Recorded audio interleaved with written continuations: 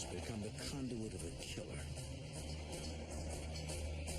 He strikes at random, then disappears. Recurring clues tell police they face the worst predator of all, a ritual serial killer. He's cunning, deadly, and on the move. But the authorities are determined to stop him in his tracks.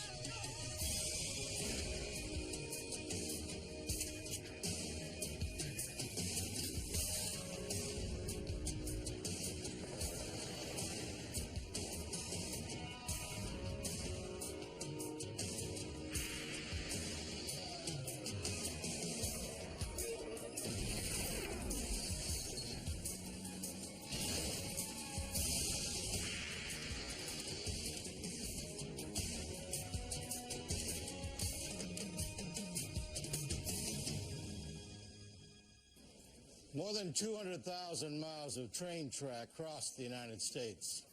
From California to Kentucky, few living near a railroad felt safe in the summer of 1999. A serial killer rode the rails, picking towns and victims at random. He left behind a trail of bloodshed, but no trace of where he would turn up next. I'm Jim Kallstrom, former head of the FBI's New York office. As the number of victims grew, the FBI enlisted the help of a profiler to help predict the killer's next move.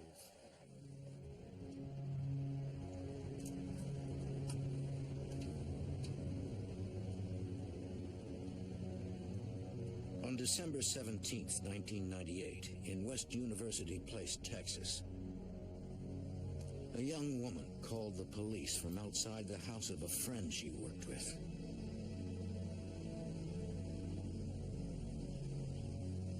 She was worried about her. She told them that her friend, a prominent doctor at a nearby medical school, had failed to show up at work that morning. We'll be arriving on the scene. Here they are. According to her colleague, this was completely out of character. She had not responded to phone calls to the house all day, nor had she answered her door.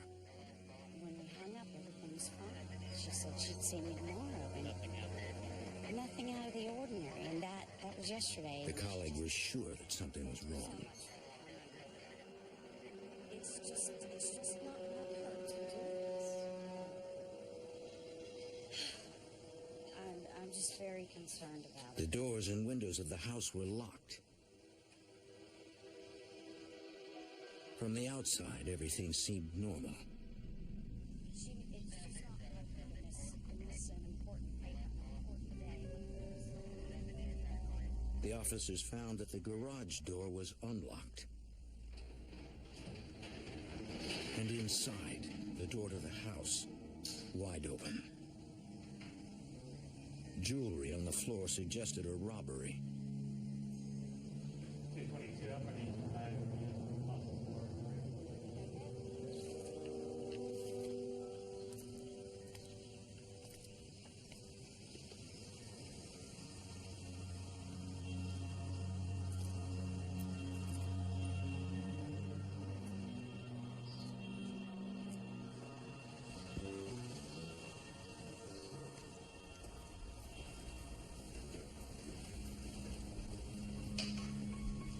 The house had been ransacked. The officers moved cautiously.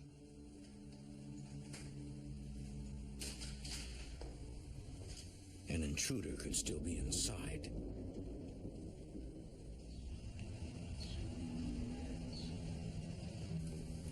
The downstairs was clear.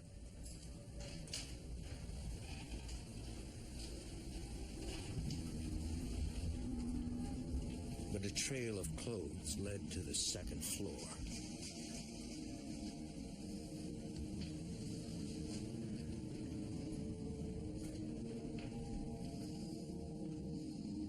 In the master bedroom, they found the doctor.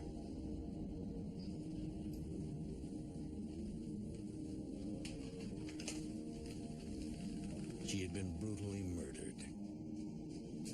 222, let me have a supervisor and a crime scene unit to the scene.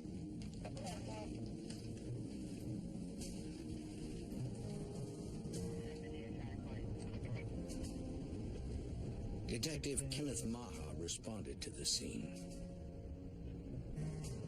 Though a 10-year veteran of the department, he was surprised by the report of a homicide. West University Place, just a small little suburb, 2.2 square miles, right in the middle of Houston, largely residential and an affluent community. And the last time we had a murder was in 1985 during a robbery of a pharmacy. The brutality of the crime struck the detective. Blood spatter was all over the place in the hallway and on the walls and the door.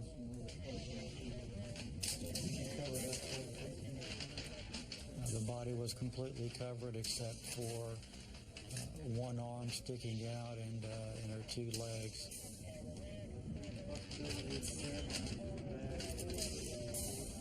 There was a large butcher knife that was near the body, laying on a pillow.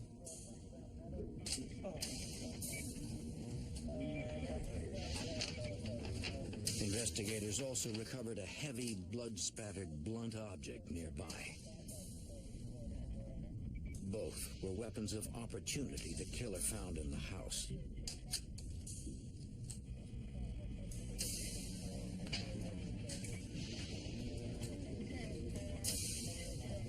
Police contacted the doctor's husband and learned he had taken the couple's 2 children out of town to visit relatives before Christmas.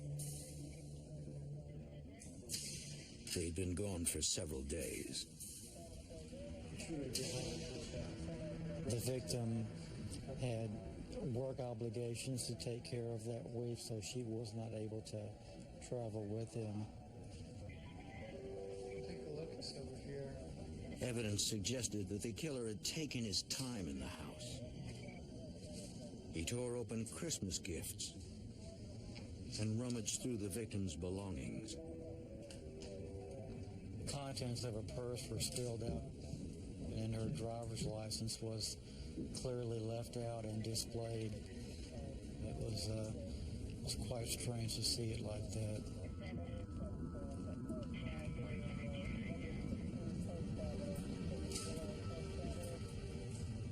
In the kitchen, the detective found partially eaten fruit. Possibly more evidence the killer had lingered in the house.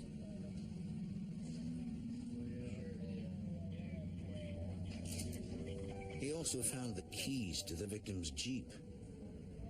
According to the doctor's husband, it was the only set.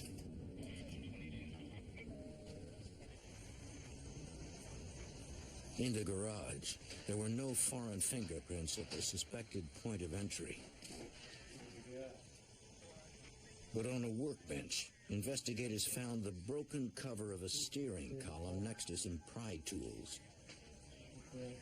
The killer must have stolen the victim's Jeep. We surmising that he had to break the steering column of the Jeep to actually crank it up and to start it. Here, the murderer made a crucial mistake. When I picked up the large piece of the steering column, I could visibly see fingerprints on the shiny black plastic. The column cover was bagged for later analysis at the lab.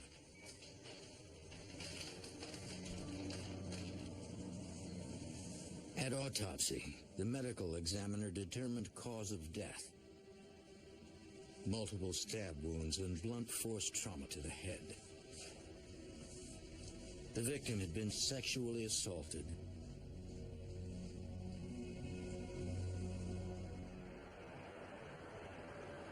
Two days later, and 200 miles away, San Antonio police found an abandoned Jeep in a motel parking lot. The plates were traced to West University Place. It belonged to the doctor. The plastic cover of the steering column was missing. Inside, investigators found a guitar and a meat cleaver. The doctor's husband had noted that both items were missing from the house.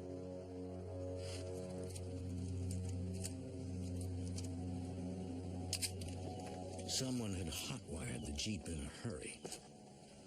We noticed too that the steering column was just in absolute disarray. The Jeep was fingerprinted inside and out, but technicians found no usable prints. At the police department's forensics lab, analysts made electronic copies of the fingerprints lifted from the Jeep's steering column cover and ran them through an automated matching system. And at that time, we got a positive match on an individual named Carlos Rodriguez. A computer check revealed another name, Rafael Resendez Ramirez. This was forwarded to the FBI's Criminal Justice Information Services Division. A search of their extensive database revealed dozens of other aliases and more information on Resendez. He had an extensive record going back more than 20 years and an active warrant on a stolen vehicle charge. Investigators reviewed the suspect's file from the Immigration and Naturalization Service and learned Resendez traveled regularly and illegally between the United States and Mexico. Most recently, he had been arrested in California for trespassing on railroad property with a loaded firearm and was deported to Mexico. Now it appeared that Rafael Resendez was back in Texas.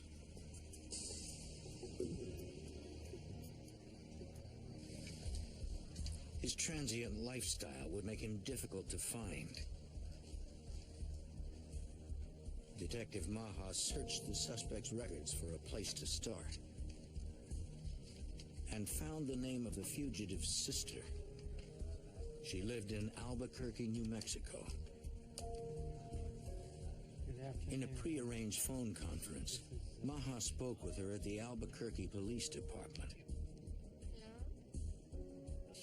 I'd be able to get some things, some information about your brother, if that'd be all right. She wasn't able to tell me a whole lot about current activity of her brother. She did not have much contact with him. She did mention that he would sometimes drift through Albuquerque, stay with her for a few days, and then just disappear. Detective Maha asked her to call if she heard from her brother. Authorities also asked the public for help. They distributed wanted posters along the train routes Resendez was known to use.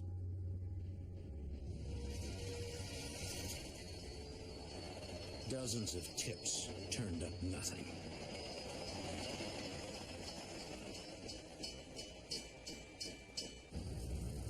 In March, 3 months after the doctor's murder, there was a series of reported sightings in rail yards near San Antonio. Resendez had traveled 200 miles west. Each time, he fled before police could respond.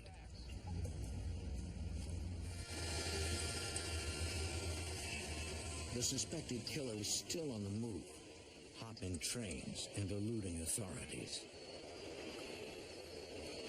With thousands of miles of train tracks to choose from, Rafael Resendez could be anywhere.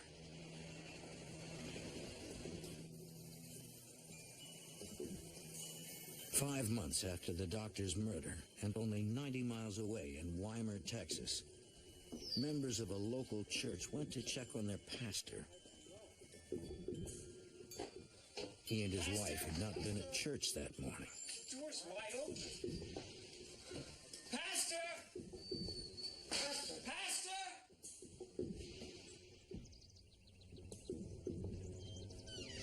The couple was found, murdered in their own bed.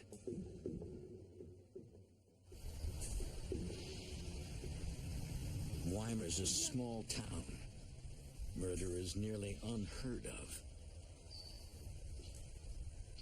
Texas Rangers and the Fort Bend County Sheriff's Office arrived at the scene.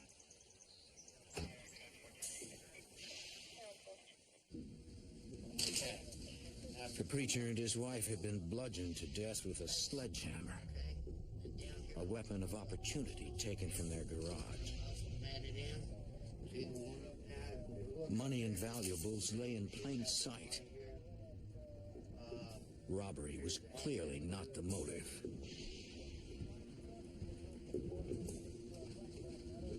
Deputies processed the bedroom with luminol, a chemical that reacts to the protein in blood and other bodily fluids. It revealed the victim's blood and bodily fluid from an unknown source. Forensic testing later revealed the woman had been sexually assaulted.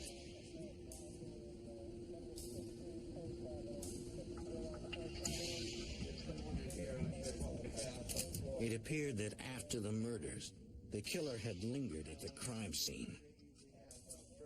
He ate in the victim's kitchen and took his time studying their driver's licenses.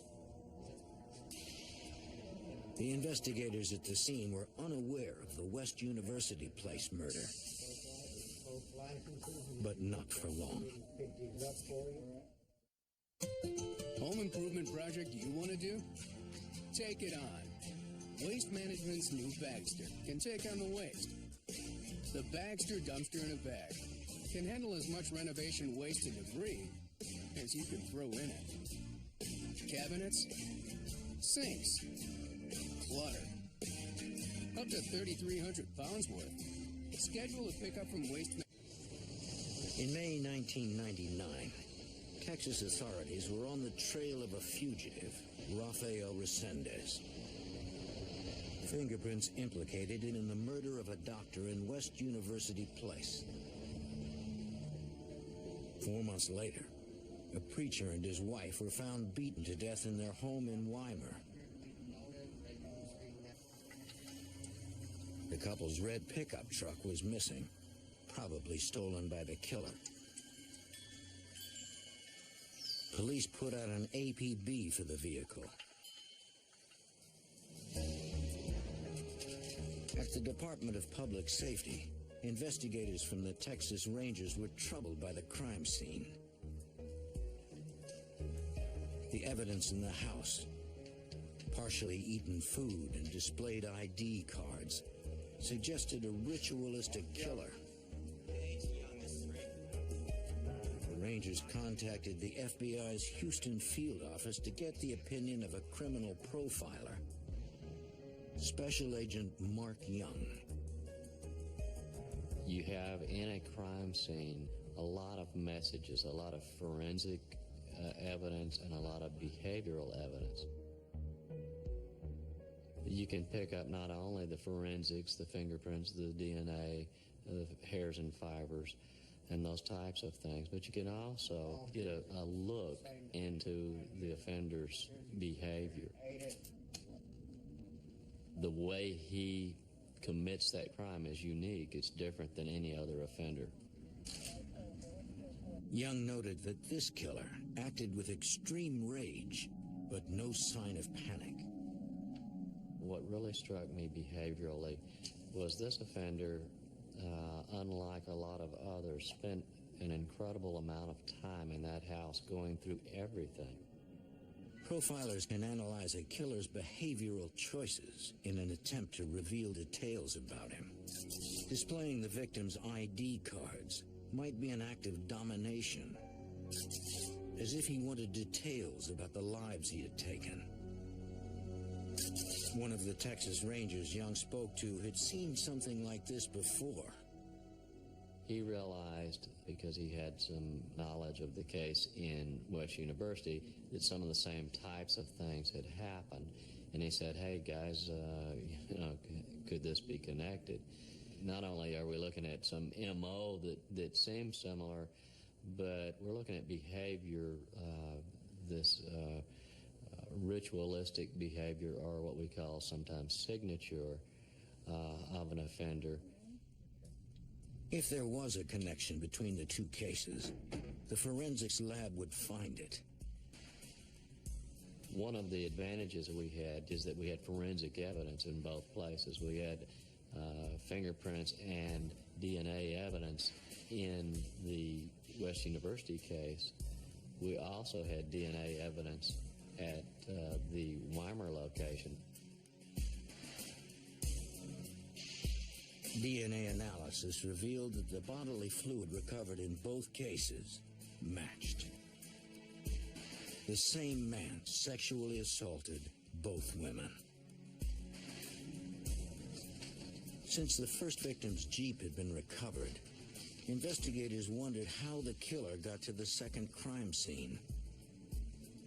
In both cases, a vehicle had been stolen after the crime.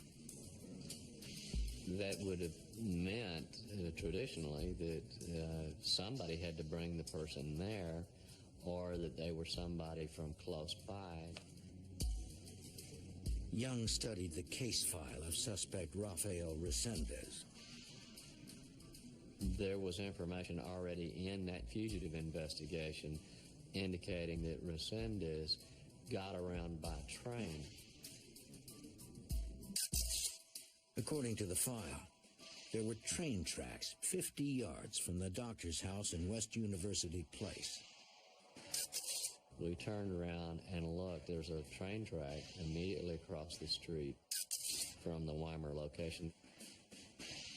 With the two cases directly connected, investigators believed Rafael Resendez was a ritual serial killer. The manner that he did these crimes is somewhat evolutionary. You don't just wake up one day and boom, get involved in that type of crime. It's something that you've practiced, you've built up to, and you've done before. And he's not going to stop all of a sudden either. At the Houston field office, the FBI's fugitive squad joined the hunt for Resendez. Special Agent Bobby Eckert led the investigation. We knew that he had fled the jurisdiction and had most likely traveled interstate and, in fact, into Mexico. Because Resendez had likely left Texas, they obtained an unlawful flight to avoid prosecution warrant. 5/7/1959. It would allow the FBI to add its federal resources to the hunt. The first thing that we wanted to do is to find out everything that we possibly could about Resendez. We knew that he had been arrested over 13 times. I immediately started getting all the prison record pin packets so that I could identify not only relatives but associates, determine his patterns. All the interviews revealed to us that this was a man who was not well known by anybody. His family had not really had a lot of contact with him since he left home at 12 years of age and moved to Acapulco and eventually to Florida. With little to go on, criminal profiler Mark Young tried to unlock the drifter's past to predict his next move. He forwarded details of both cases to analysts at the FBI's Violent Criminal Apprehension Program. VICAP analysts use sophisticated databases to identify similar unsolved cases. Immediately, they were able to return to me a case in Lexington, Kentucky. A Hispanic male had assaulted a college student and murdered her boyfriend.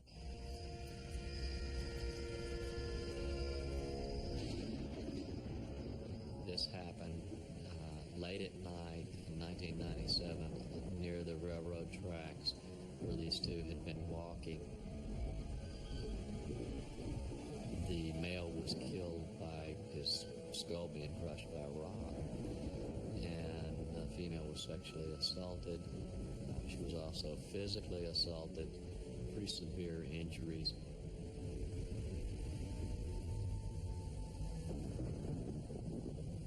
Though dazed by the attack, the young woman somehow survived. Seeing that her boyfriend was dead, she made her way to a nearby house where residents called the police. She was able to give them an artist depiction to a local artist of the offender. Young received the sketch from the Lexington Police Department. I compared it, and I didn't immediately say, wow, you know, this is him. What I felt was kind of a guarded optimism that this could be the same guy. But a sketch isn't proof. Young needed scientific evidence to be sure. He learned that the Lexington police still had DNA samples from the sexual assault 2 years earlier, and arranged for the samples to be flown to the FBI lab in Washington, D.C. At the DNA analysis unit, examiners began processing the samples. A couple samples to be worked. Examiner Alan Giusti. Out of Kentucky. We look at 13 different unique DNA regions, and we develop an individual profile at each one of those regions. I describe it like looking at a person's physical characteristics. You can look at one DNA region, and it might be the same as another person's. And that'd be like saying that two people both have brown eyes. Well, that's very common. You look at 13 different DNA regions, it's like saying somebody has brown eyes, is left-handed, is 6'3", is got red hair. The more DNA regions you look at, the more complete the picture you get of the person. After mapping the DNA profile of the perpetrator from Lexington, Giusti contacted the examiners in Texas who had mapped the samples from Weimar and West University Place. By comparing the results that I obtained with the results they obtained, we were both able to determine that we had a possible common donor. In other words, the same person was committing these crimes. Lexington police now had Rafael Resendez as their prime suspect. Authorities across the Southwest canvassed homeless shelters and train yards. They knew Resendez was out there, somewhere. On May 28th, authorities found the preacher's truck abandoned near a train yard in San Antonio. It looked like Resendez had returned to the rails. Finding him would be an overwhelming task for Special Agent Eckert and her team. With a massive search area to cover, they had to be resourceful.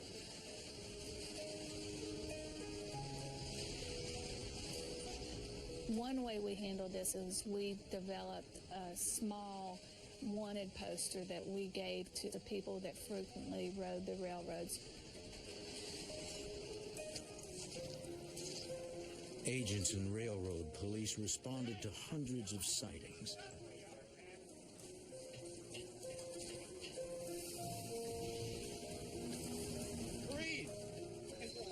Each time, it wasn't Resendez.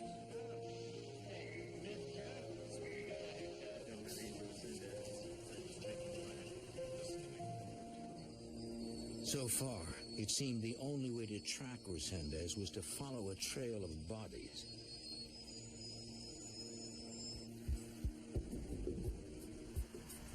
On June 4th, 1999, a Fayette County, Texas woman stopped by her mother's house to check on her. The The 73-year-old widow lived alone.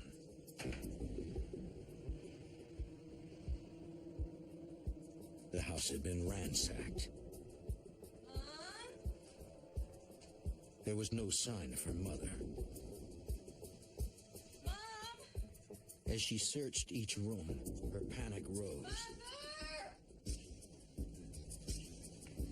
Then, in the bedroom, she found her mother's body. The elderly woman had been bludgeoned to death.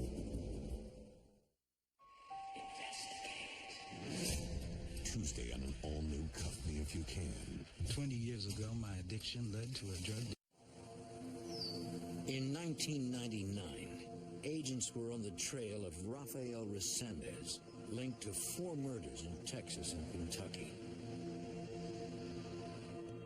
As his notoriety grew, the press dubbed him the Railroad Killer. Now, an elderly widow had been murdered in rural Fayette County, Texas. Like the other victims, she lived near a railroad. The gruesome crime looked like the work of Rafael Resendez, according to FBI Special Agent Mark Young. When you looked at that real brutal style of murder, you felt like, yeah, we gotta be dealing with the same guy, because she was covered similarly. There were jewelry boxes that had been opened up in other rooms. Things had been opened and gone through, and there were items taken. It was a familiar and disturbing pattern. Cash and jewelry had been left behind. Instead, the killer stole trinkets and personal items, as if taking souvenirs. Fingerprints in the laundry room indicated the killer had broken in through a rear window. The print was later matched to Resendez. After slaying his victim, he was in no rush to leave. Not only did he go around to all of the rooms, take certain items, and spend an inordinate amount of time, he went and had some fruit and some bread, which was a thing that we had seen a number of times. And Food that's been eaten. I take that to be more of a signature showing that I totally own and dominate this individual and their belongings, more than I'm hungry and I need something to eat. In a guest bedroom, they found a toy train. It had been recently unpacked and set up on the bed. It seemed the railroad killer was taunting the authorities. A canine unit followed his scent to the train tracks.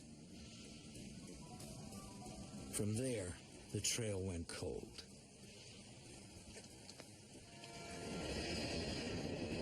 Less than 24 hours later, the next victim was discovered. Another gruesome murder near railroad tracks. This one 95 miles from Fayette County. I got a call in regard to a crime scene in Houston that was being assessed by the Houston Police Department. They were noticing some similarities. A 26-year-old school teacher was found sexually assaulted and bludgeoned to death in her bedroom. Her driver's license had been removed from her wallet and displayed on a table.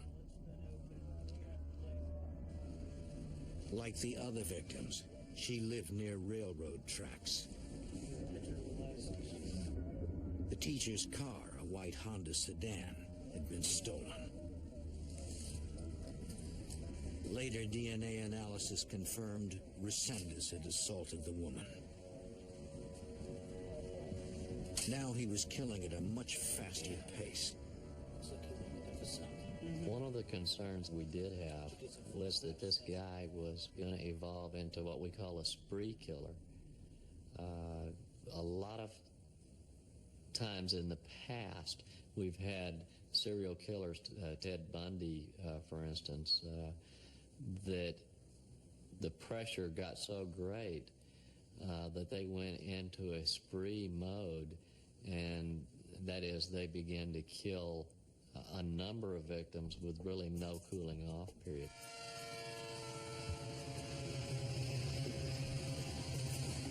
With his last 2 victims killed in a 24-hour period, it appeared Resendez had made the shift to spree killer.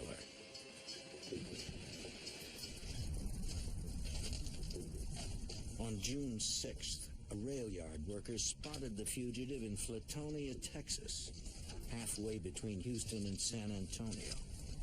2014, we have a trespass on premises. Call Central Dispatch, running westbound. He immediately notified local police and the FBI.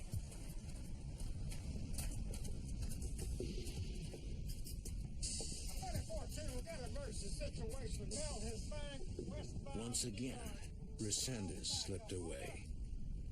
Okay, guys, we've got some additional information. At the Houston FBI field office, Operation Train Stop was created. Now investigators from more than 30 agencies were assigned exclusively to the case. You'll remember we got involved. Special Agent Bobby Eckert was part of the operation that was comprised of 2 basic squads. You had the one squad that was the serial homicide investigators that were looking into the various homicides, developing evidence of crimes. Then the other side was the fugitive investigators that their sole purpose was to locate, apprehend, and arrest Resendez. The fugitive squad looked for patterns in the suspect's past. We were able to determine that he followed the crops throughout the United States. In Washington State, he followed the avocado route. In Florida, he would be involved in the citrus crops. In Kentucky and North Carolina, he would pick tobacco. After identifying farm work sites and addresses of friends and family, agents would try to eliminate these comfort zones. You go everywhere that you can possibly think of that the fugitive might show up. By going there, by law enforcement presence in those places, people aren't willing to help out the fugitive anymore. But this fugitive was comfortable traveling fast and on his own without any help. And his murder spree was not yet over. 8 days after the school teacher was killed in Houston, her car was found 300 miles away near the Mexican border. Inside was a knife, but no sign of where Resendez had gone. Nearby were train tracks, giving the killer a clean escape to almost anywhere. This is a strawberry Pop-Tart, and this is the warm, fresh... In 1999, more than 30 law enforcement agencies hunted for Rafael Resendez, known as the Railroad Killer. Whenever a new crime appeared to be the work of the killer, Special Agent Mark Young investigated. I was getting hundreds of calls from departments around the country wanting me to listen to their stories about their crimes and determine whether the cases might be linked. On June 15th, the bodies of a 51-year-old woman and her father were discovered in their home in rural Gorham, Illinois. The local sheriff's office believed Resendez was involved and called Mark Young. Took place. As soon as we walked onto the scene, we could have been in one of our crime scenes in Texas. The double rail tracks were right behind the older man's residence. The killer broke in through a back window. He used a weapon of opportunity, a shotgun he found in the home. He stole a few trinkets and ate the victim's food.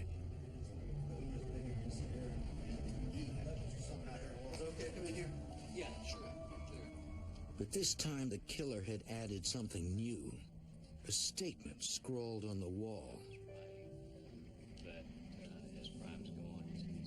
A lot of people thought, oh God, we got some other type of offender here that's making a political statement. Pseudo-intellectual type individual. But Young knew better.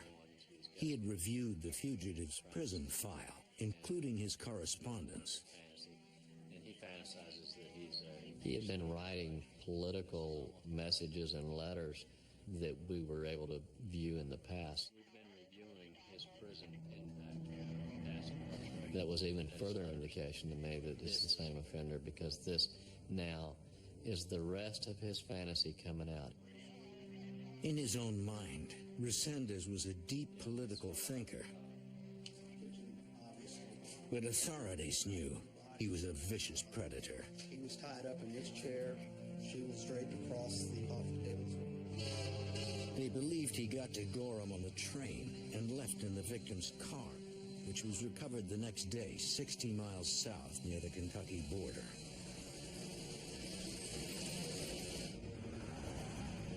Police across the country checked cold cases looking for murders Resendez might have committed. And it was blunt. Special Agent Young investigated one in Hughes Springs, Texas. In October of 1998, a woman had been beaten to death with an antique flat iron.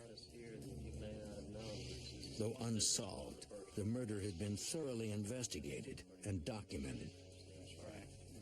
And I felt like there was a good possibility that Resendez was responsible for that case, too. Didn't you tell me? We had blunt force trauma. She was an elderly victim. She was not sexually assaulted, but she was covered in a similar fashion. And in looking at his crime scene photography, I see where her identification had been placed up as if the offender looked at it, because it happened at home.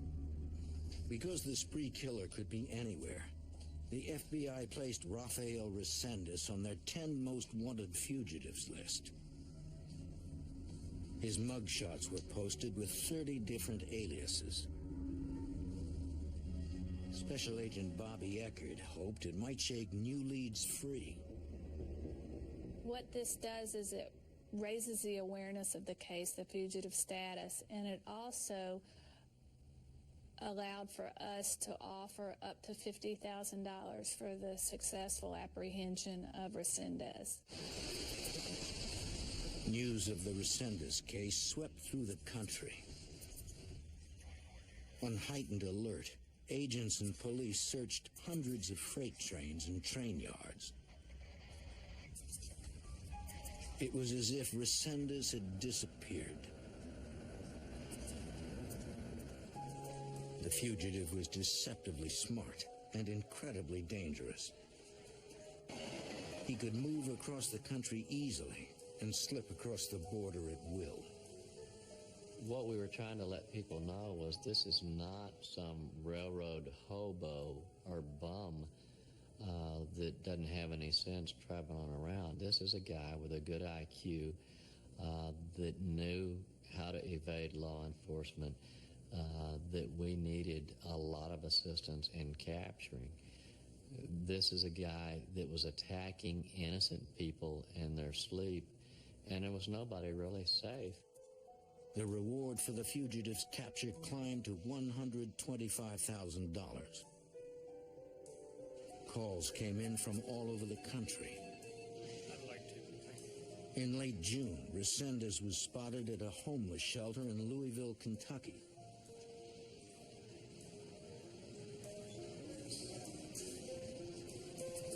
But he never stayed in one place for long. Before the police could arrive, he was gone. The tips kept coming. One credible tip was phoned into the Denver field office.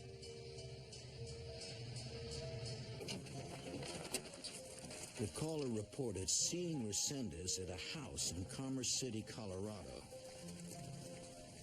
After authorities traced a phone call from the house to the Mexico town where Resendez had family, a tactical arrest team responded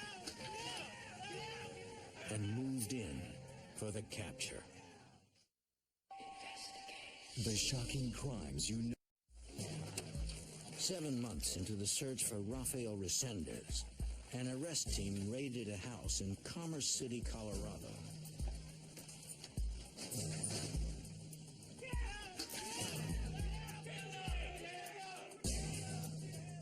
They secured the occupants and searched the house.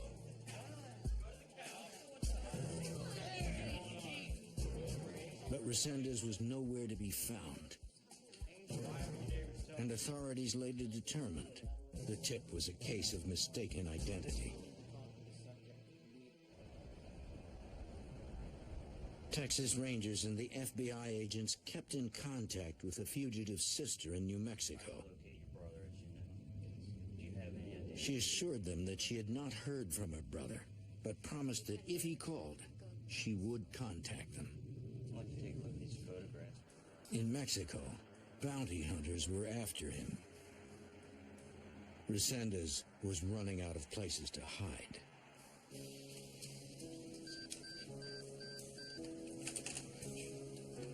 On July 10th, 1999, investigators received a phone page from Albuquerque. It was the fugitive's sister. Yes, I'm returning your call. She needed to talk to authorities. Okay. We're on our way. According to Special Agent Mark Young.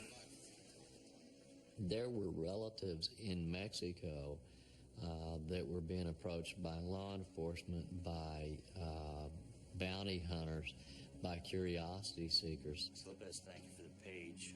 Can you tell There me were people that really didn't care how they got him across. You know, dead or alive, I want the reward money. Did he say where he She was? said her brother had called her. Unarmed and alone. She did not want him to be harmed. Law enforcement told her that we could effect a safe surrender for him, and we would agree to treat him humanely and get him in custody to resolve this thing. On July 12th, 1999, Rafael Resendez agreed to turn himself in to a Texas Ranger at a small border crossing. Hands on your head. Respecting his sister's wishes, authorities agreed to let him walk across and to take him in with a minimal arrest team. One of the most vicious serial killers in the nation's history was taken into custody quietly and without incident.